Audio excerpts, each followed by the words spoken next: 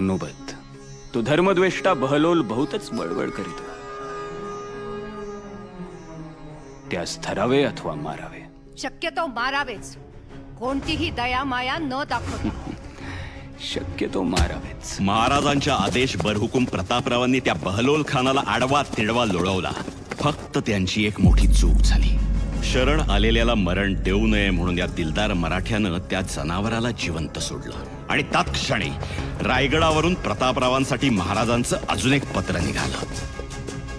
प्रतापराव, त्या खानाशी सल्ला काय निमित्त केला? हुकुम होता की बहलोल खानास धरावा अथवा मारावा, तरी तुम्ही त्या झरी सपास सोडलात न ठेचता. खानाच्या तरवारीने कापली केलेली रयत तुम्हास कधीच माफ करणार नाही. कधीच नाही.